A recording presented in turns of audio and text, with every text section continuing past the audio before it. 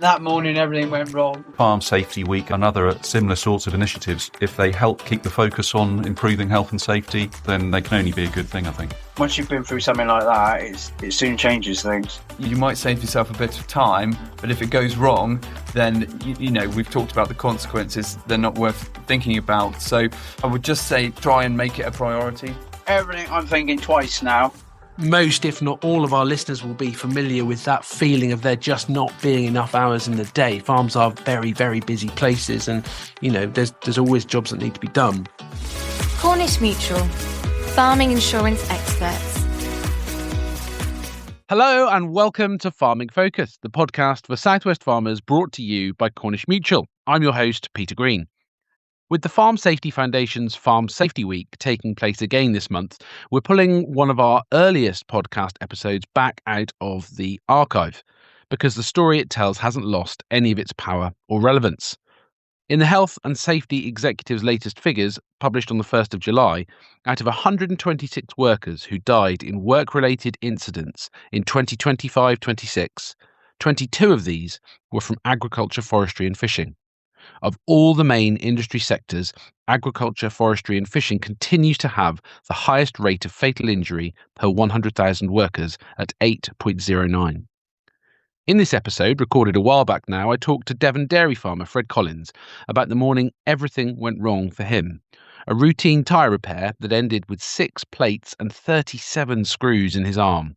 I also talked to Cornish Mutual's Paul Mahon and Nick Lay about why rushing, cutting corners and not using the safety kit that you already own are still behind so many accidents. If you've heard it before, it's worth a re-listen. If you haven't, here is episode 3 of series 1 of the Farming Focus podcast. Cornish Mutual, farming insurance experts, helping you make your farm safer with tailored health and safety services that safeguards you, your family, employees and your business. With 1,000,001 things to do on farms, sometimes corners are cut, and this can result in potentially life-changing injuries, depending on the accident. Later in the podcast, we'll be joined by Devon-based dairy farmer Fred Collins. In February 2022, Fred was changing a tractor tyre when the jack failed, and his arm was trapped and crushed for quite an amount of time. He underwent 8.5 hours of surgery to insert a metal plate and 32 screws in his arm. Severe nerve damage has left him without any feelings in his hand. His story is certainly one of resilience, both personally and in terms of his business. Firstly, I'm joined by 2 members of the Cornish Mutual team. Paul Mahon, who's insurance director, and claims technician Nick Lay. Hi there, both of you. Thanks very much for coming on the show. As well as hearing about Fred about his accident and recovery, as well as what he's learnt, we're going to look at some of the ways that we can improve health and safety on farm and how this makes your farm and the people working on it more resilient for the future.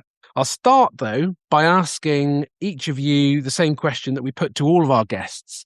Can you share with us one of your earliest rural memories? Nick, maybe you could go first? Yep, no problem. I grew up in Cornwall, but I didn't grow up on a farm. But my first rural memory does relate to a farm, as I had a friend who lived on a farm with his family. And I've got to admit that most of the memories were as little boys getting up to no good. And I think my most vivid memory from that time is falling off a hay bale and just landing flat on my back, knocking the wind out of myself. And I think that installed a healthy respect for the farm environment after that. And I've been a bit more cautious since. I'm sure. I think, most children that grew up in the countryside, and certainly those with an access to a farm, were at some point or another building castles out of hay and straw, small bales. I know we did a bit of that. And Paul, how about you? One of your first memories of the countryside? When I was 6 years old, which was in 1976, so the very hot summer, we moved to a little village between Brixham and Paynton, surrounded by farmland. Similar to Nick, really. I remember it being very hot and being in places I probably shouldn't have been, and being chased by the farmer who was called Farmer Fish. And I remember being very scared of Farmer Fish. And then I suppose my first work-related memory along these lines was when I started at Cornish Mutual, which was about 12 years ago. And pretty much in my first week, I went out with one of our field force called Jeff Kincaid, who many farmers in Cornwall will know, worked for Cornish Mutual for over 40 years, sort of zooming around the countryside, going out with Jeff, meeting our farming members.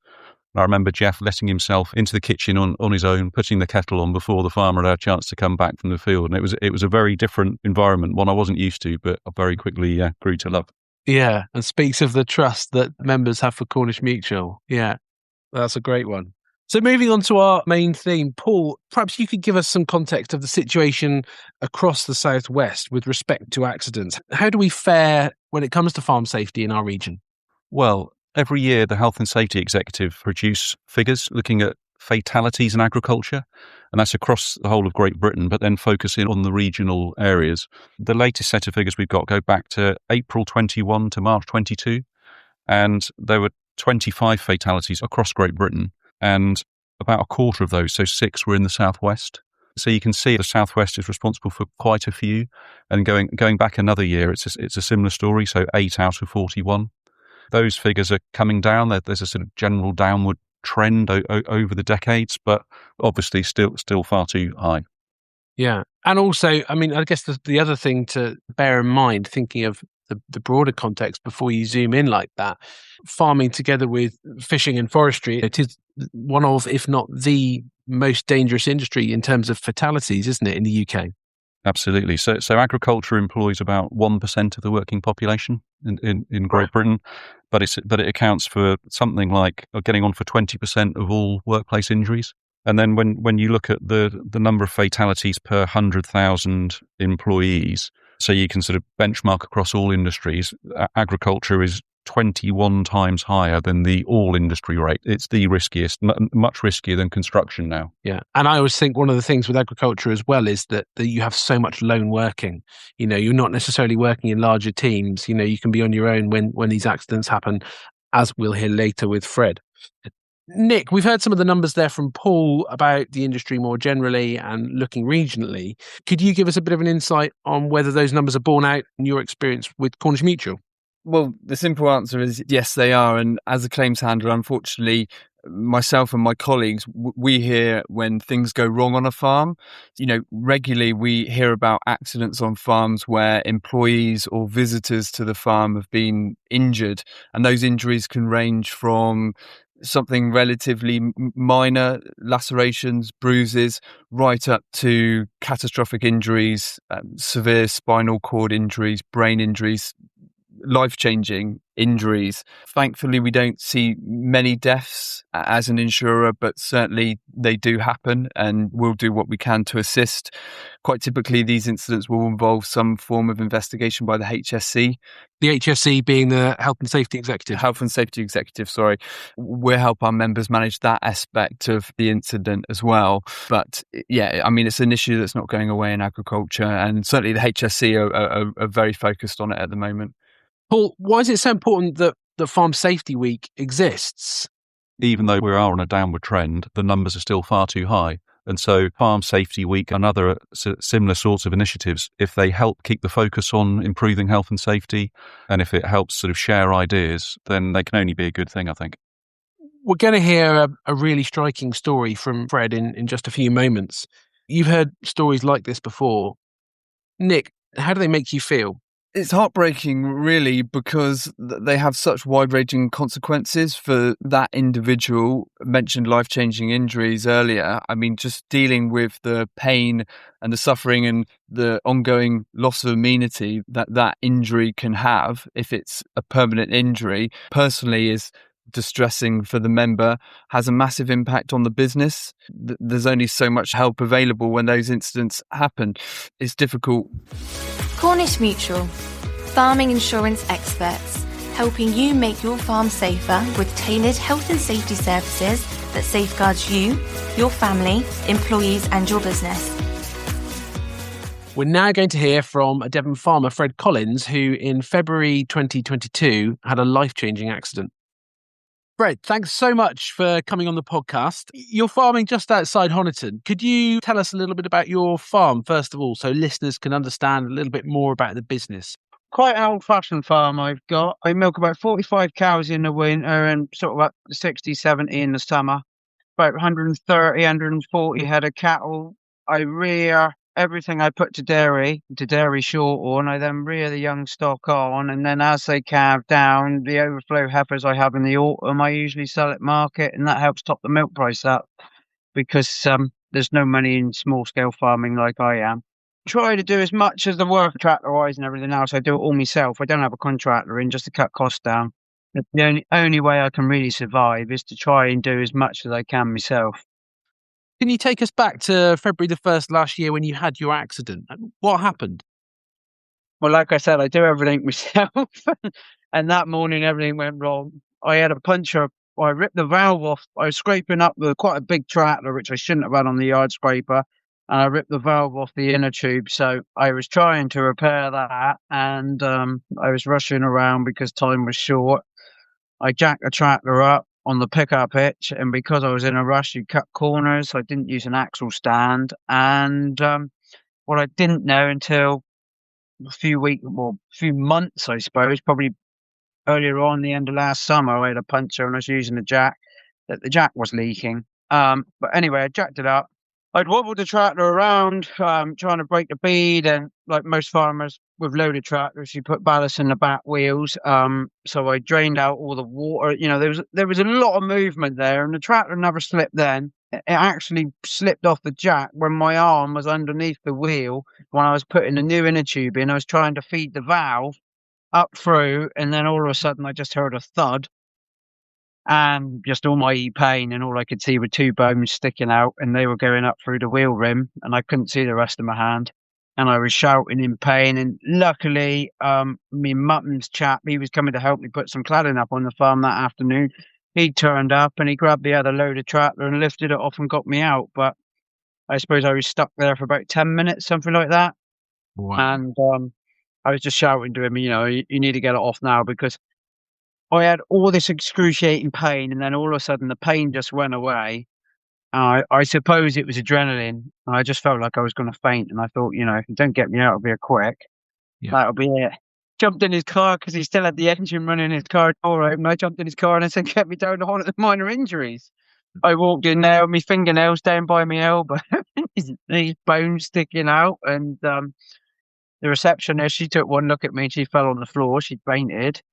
So I had to go knock on the triage unit, and then I had 3 nurses come out, and 2 of them had to hold my shoulder in place, whilst the other one pulled my arm back out and around because I'd lost the blood flow to my hand. When I got into Exeter Hospital and I went into surgery, I was only in there for half an hour, and they took me straight into surgery. They said I was sort of 5 to 10 minutes away from losing my hand, basically, because there was no blood supply there. Wow. And then I was out of action then, and this was February the 2nd it happened, and I was out of action till about the middle of June. They said I could come back to the farm and sort of do light duties, i.e. tractor work and things. I had 6 plates and 37 screws. So, wow, we'll unpack that bit by bit, but you've painted quite a picture there, and I'm sure that our listeners can probably visualize, the situation, if not what actually happened to you. You talked there right at the beginning about sort of, everything being quite busy and taking shortcuts. What do you think it is that makes people, and I guess farmers in particular, take shortcuts? Is it just that busyness? Yeah. When you've got a lot on in a day and you haven't got much time to do it, I mean, I got a wife and a young family at home, and the last thing I want to be is here at 10 o'clock at night.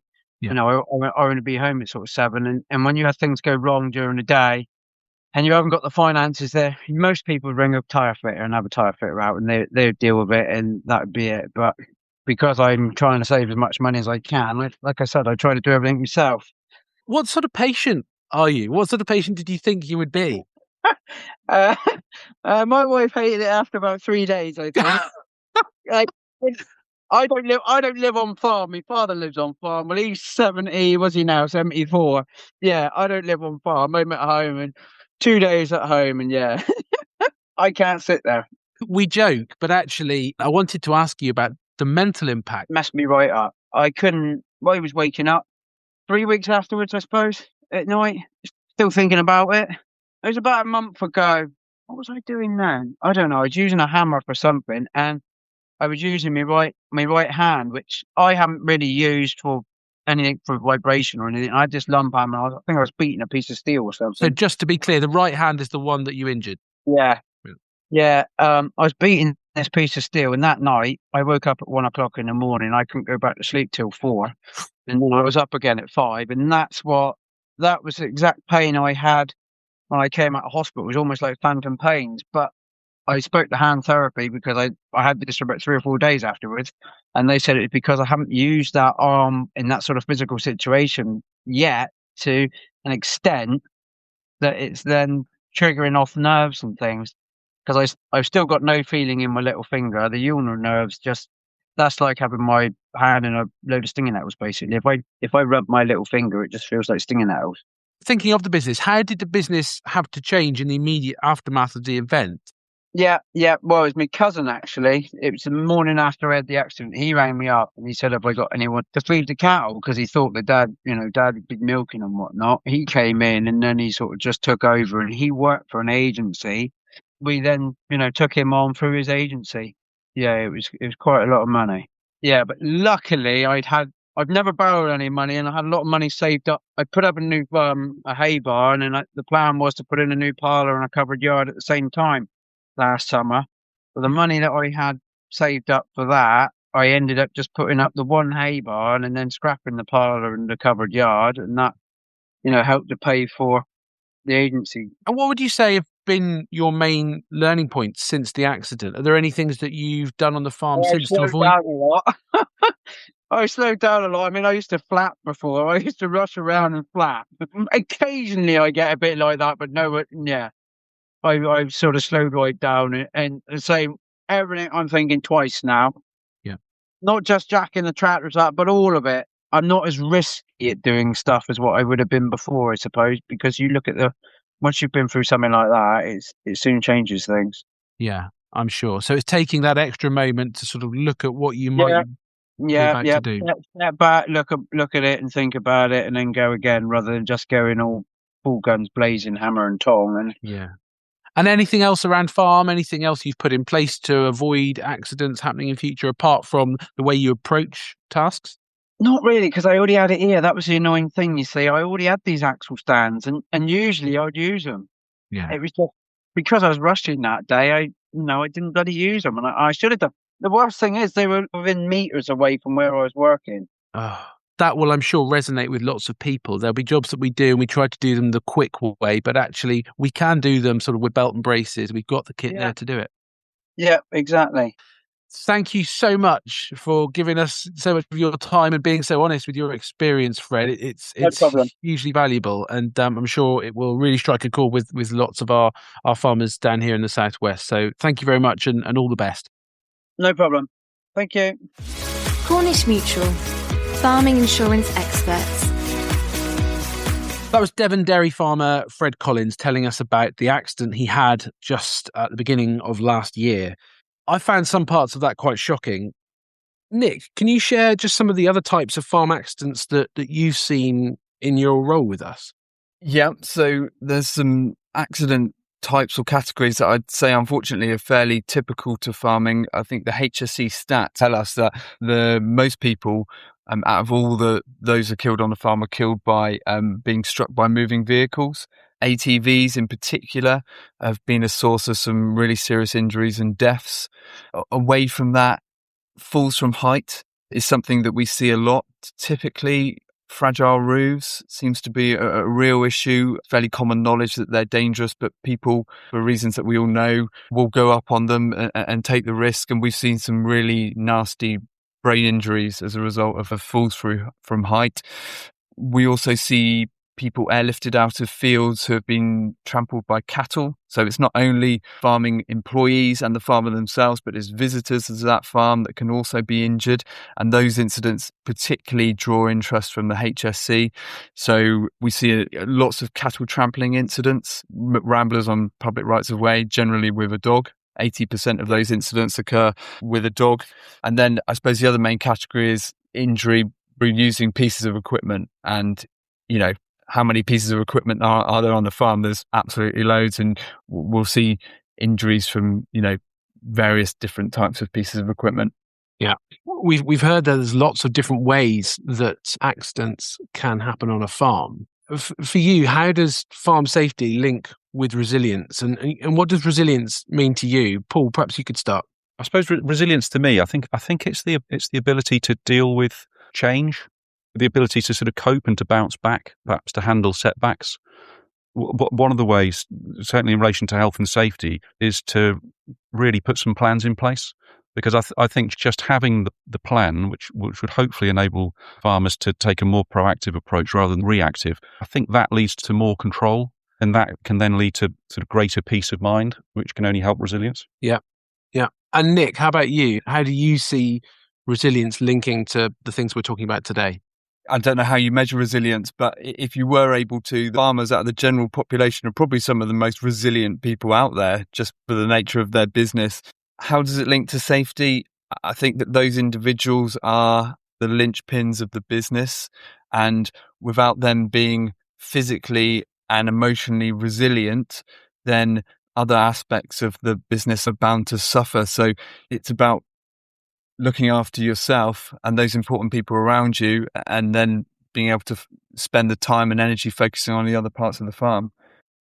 So we talked there at a reasonable length about what can happen after an accident and the impact of it. Paul, you touched on it there about having a plan before an accident. That's quite important, isn't it? You talked there about being proactive. How might that look and feel day to day to somebody who's listening to this podcast? What could they do practically? It all depends what sort of farm that we're talking about and the risks that are faced. But I think sometimes it's just a bit daunting to make a start. You can hear phrases like risk assessments and it all sounds very sort of formal, but I don't think it has to be. I think there's some very simple things that can be done quickly and cheaply that can start making a difference.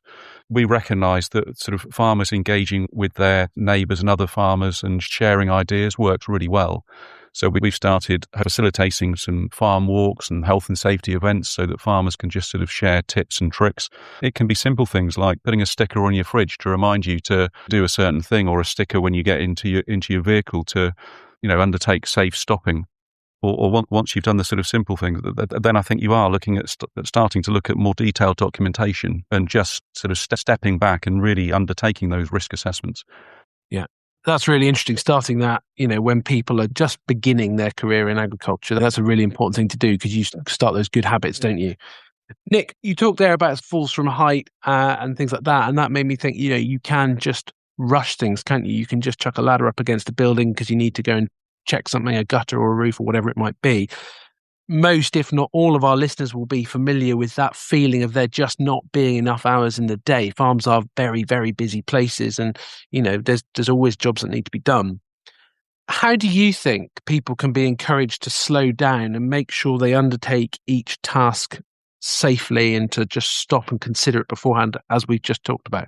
It's difficult, isn't it? Because we can't conjure up any more hours in the day. I think when we're talking about, and again, I don't want to focus too heavily on risk assessments, but I think we're all making assessments all the time, and farmers are thinking about making assessments about how long something's going to take or what the result of a certain task will be. And if we could bring the safety aspect of that to the forefront of those assessments that they're making all the time, I think it's going to be better off. And that's why Safety Week and initiatives like it are so good, to bring awareness to that safety assessment and making it a priority, because you might save yourself a bit of time, but if it goes wrong, then, we've talked about the consequences. They're not worth thinking about. So I would just say try and make it a priority.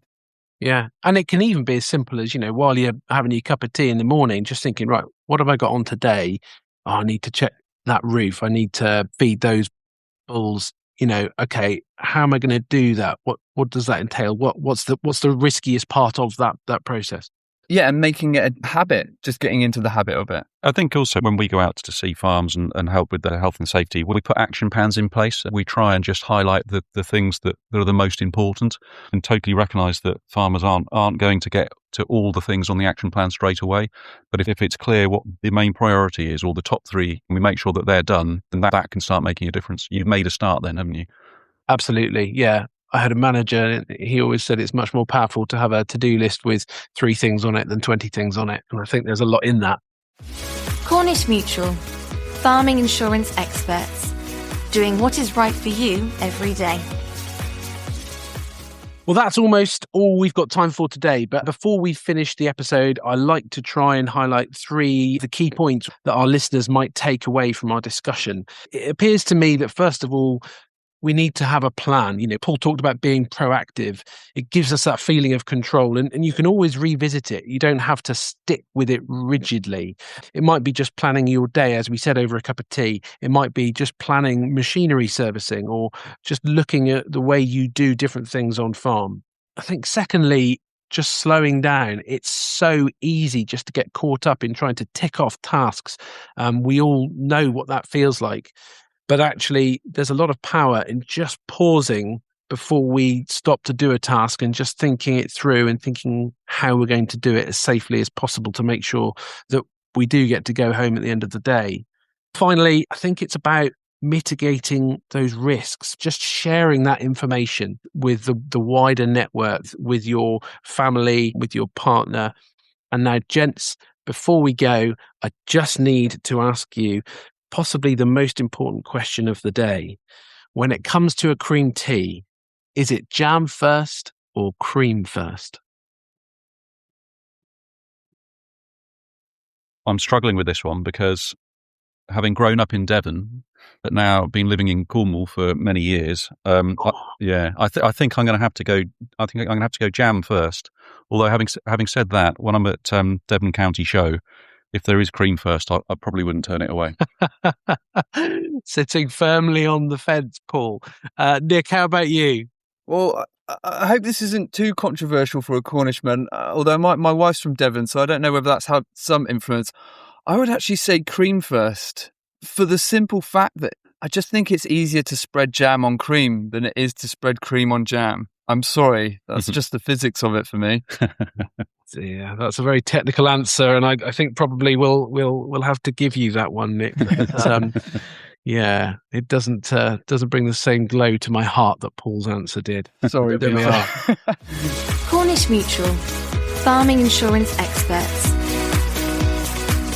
That's it for this episode rerun. If Fred's story landed with you before you're back out on the farm, think about the job you're most likely to rush this week and how you can make your farm that bit safer.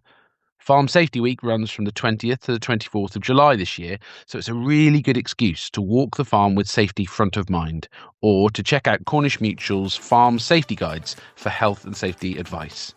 Thank you for listening to Farming Focus, brought to you by Cornish Mutual. Please subscribe wherever you get your podcasts.